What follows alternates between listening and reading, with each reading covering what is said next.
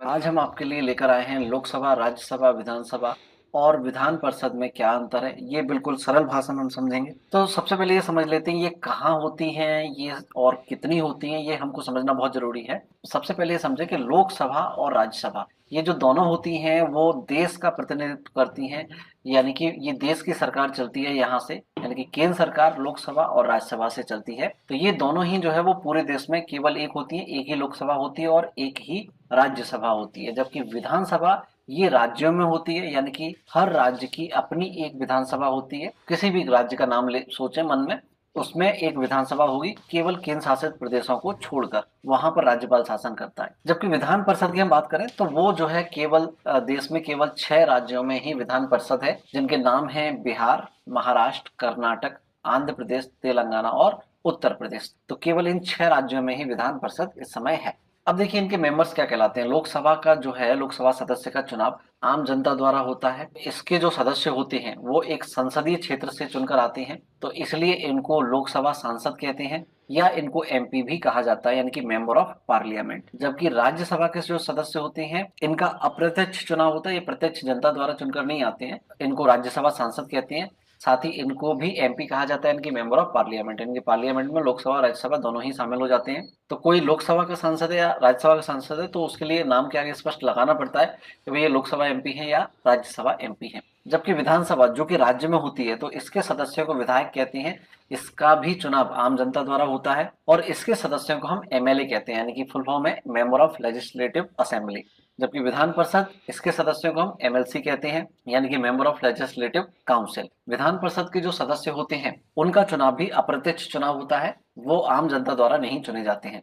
तो फिर कैसे चुने जाते हैं ये चीज हमको समझनी है कि लोकसभा की जैसे हम बात करें तो देश की जनता, आम जनता द्वारा इनको चुना जाता है। एक लोकसभा क्षेत्र से एक सांसद चुनकर आता है जिसको हम लोकसभा एमपी कहते हैं। तो चूंकि आम जनता द्वारा चुना जा रहा है इसलिए इसको निम्न सदन या हाउस ऑफ पीपल कहा जाता है या लोअर हाउस कहा जाता है। जबकि राज्यसभा को जो है वो अपर हाउस कहा जाता है, यानी कि काउंसिल ऑफ स्टेट्स इसको कहा जाता है। इसके जो सदस्य होते हैं वो एमएलए द्वारा चुने जाते हैं, यानी कि एमएलए कौन, जो विधानसभा में विधायक होते हैं राज्यों के।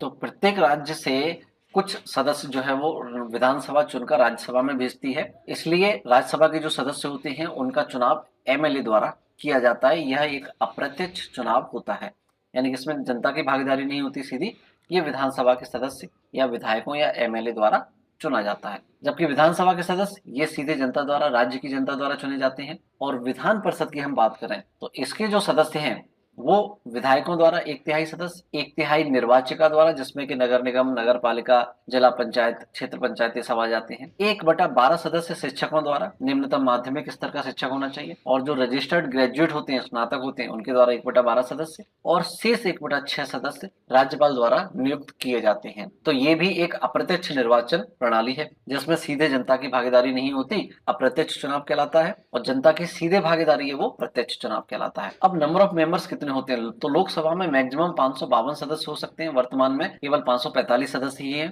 जबकि राज्यसभा में कुल 250 सदस्य होते हैं, जिसमें से 12 सदस्य राष्ट्रपति द्वारा चुने जाते हैं। जबकि विधानसभा की हम बात करें तो विधानसभा की जो सदस्य संख्या होती है वो उस राज्य की तहसील या विधानसभा क्षेत्रों पर निर्भर करती है कि कितने वहां पर विधानसभा क्षेत्र हैं, तो उतने ही वहां से विधायक या एमएलए चुनकर आएंगे। जबकि विधान परिषद की बात करें, केवल 6 राज्यों में विधान परिषद है। तो जैसे यूपी की बात करें तो वहां अधिकतम 100 सीटें हैं। इस प्रकार से जो संख्या सामने लिखी गई है तो अधिकतम संख्या ये होती है। इसके लिए एक नियम ये है कि किसी भी राज्य की विधान परिषद में जो अधिकतम सदस्य संख्या होगी वो विधानसभा के सदस्यों का 1/3 होगी या न्यूनतम 40 होगी। 40 से कम नहीं हो सकती, या 1/3 होगी या 40 से अधिक होगी विधान परिषद की सदस्य संख्या। फॉर एग्जाम्पल हम देखें कि अगर विधानसभा में 120 सीटें हैं तो इसका 1/3 अगर आप ज्ञात करेंगे तो 40 प्राप्त होगा, यानी कि 1/3 होगा या न्यूनतम 40 होगा, इससे ज्यादा होगा। अब इनका कार्यकाल कितना होता है, तो लोकसभा के जो सदस्य होते हैं उनका कार्यकाल 5 वर्ष होता है। और लोकसभा जो होता है वो एक अस्थायी सदन होता है, यानी कि 5 साल तक फिक्स कार्यकाल नहीं है। अगर राष्ट्रपति चाहे तो प्रधानमंत्री की सलाह पर इसको भंग भी कर सकता है 5 साल से पहले। जबकि राज्यसभा के जो सदस्यों का कार्यकाल होता है वो 6 वर्ष होता है और राज्यसभा एक स्थायी सदन है, यानी कि ये कभी भी बीच में भंग नहीं होगा। बस इसमें क्या होता है कि हर 2 साल बाद 1/3 सदस्य इसके रिटायर हो जाते हैं और नए 1/3 सदस्य सदस्य चुने जाते हैं। तो हर 2-2 साल में इसमें अप्रत्यक्ष चुनाव होता है, जिसमें नए 1 तिहाई सदस्य आते जाते हैं और इस प्रकार से जो है राज्यसभा कंप्लीट 6 वर्ष तक कंटिन्यू चलती रहती है, ये कभी भी भंग नहीं होती। जबकि विधानसभा की बात करें तो देखिए, लोकसभा और विधानसभा आप शुरुआत से देखते आ रहे हैं, जैसे केंद्र में लोकसभा है वैसे ही राज्य में विधानसभा है, और जैसे केंद्र में राज्यसभा है उसी प्रकार से लगभग राज्य में विधान परिषद है। लोकसभा विधानसभा और राज्यसभा विधान परिषद, इनका आप देखें तो लगभग सारे जो रूल हैं वो काफी हद तक सिमिलर हैं। तो अगर हम इसमें भी देखें तो विधानसभा का कार्यकाल 5 वर्ष है, जैसे कि लोकसभा का था। विधानसभा भी एक अस्थायी सदन है, जैसे लोकसभा थी। तो विधानसभा को भी बीच में भंग किया जा सकता है। राज्यपाल चाहे तो वो राष्ट्रपति को सलाह दे सकता है कि भैया विधानसभा में या इस राज्य में जो है स्थितियां कुछ विषम है, विषम परिस्थितियां हैं, तो उसको भंग किया जाए। जबकि विधान परिषद भी राज्यसभा की तरह एक स्थायी सदन है, ये कभी भी भंग नहीं हो सकता।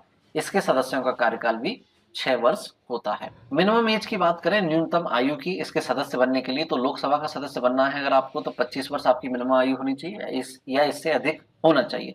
इसके साथ ही वो व्यक्ति भारत का नागरिक होना चाहिए, वो व्यक्ति किसी और लाभ के पद पर ना हो। तो ऐसी कई सारी जो है योग्यताएं हैं, मुख्य योग्यता ये है। और राज्यसभा की अगर हम बात करें तो उसके लिए न्यूनतम आयु 30 वर्ष है। और जैसे कि मैंने कहा था, विधानसभा लोकसभा के सिमिलर है, तो विधानसभा के सदस्य बनने की न्यूनतम आयु भी 25 वर्ष है लोकसभा की तरह। जबकि राज्यसभा की तरह विधान परिषद के सदस्य बनने की न्यूनतम आयु भी 30 वर्ष है। तो जितने दोनों जो स्थायी सदन है, राज्यसभा और विधान परिषद, तो स्थायी सदन का अगर आपको सदस्य बनना है तो आपकी आयु 30 होनी चाहिए, अस्थायी का बनना है तो 25 से काम चल जाएगा। और अगर लीडर ऑफ द हाउस की बात करें, ध्यान रखिएगा हम लीडर की बात कर रहे हैं, यहाँ पर स्पीकर की बात नहीं करेंगे। तो लोकसभा का जो लीडर ऑफ द हाउस होता है वो प्रधानमंत्री होते हैं, यानी कि जो सत्ता दल होती है उसके कुछ सांसद मिलकर मंत्रिमंडल बनाएंगे और उन मंत्रिमंडल का एक मुखिया चुना जाता है, जिसको हम कह देते हैं प्रधानमंत्री। जबकि राज्यसभा का जो लीडर ऑफ द हाउस है वो उसके सदस्यों द्वारा चुना जाता है। और विधानसभा की अगर हम बात करें तो उसका जो लीडर ऑफ द हाउस है, सदन का मुखिया है, वो मुख्यमंत्री होता है। ये भी कुछ उसी प्रकार से लोकसभा की तरह सत्ता दल के विधायक मिलकर क्या बनाते हैं, मंत्रिमंडल, और उस मंत्रिमंडल का जो मुखिया होता है मुख्यमंत्री कहलाता है। जबकि विधान परिषद की बात करें तो इसके सदस्यों द्वारा भी इसके जो लीडर ऑफ द हाउस है वो चुना जाता है। एट द एंड स्पीकर की हम बात करें तो स्पीकर केवल फिक्स होता है राज्यसभा का। जो भारत के उपराष्ट्रपति होते हैं वो राज्यसभा के पदेन सभापति होते हैं बाय डिफॉल्ट। जो राज्यसभा का स्पीकर है, जो अध्यक्ष होता है, speaker of the house means अध्यक्ष, वो उपराष्ट्रपति होंगे भारत के। बाकी लोकसभा, विधानसभा, परिषद, इन सभी के जो स्पीकर हैं वो उसके सभा के सदस्यों द्वारा चुने जाते हैं। तो उम्मीद है आपको सिंपल सरल भाषा में हमने अंतर करके बताया है, आपको समझ में आया होगा। प्लीज आप इस वीडियो को ज्यादा से ज्यादा दोस्तों के साथ, फैमिली, फ्रेंड्स के साथ शेयर करें ताकि सबको ये नॉलेज आसानी से मिल पाए। और अगर आपको पसंद आया है तो लाइक जरूर कीजिएगा। Thanks to watch. Good bye. जय हिंद, जय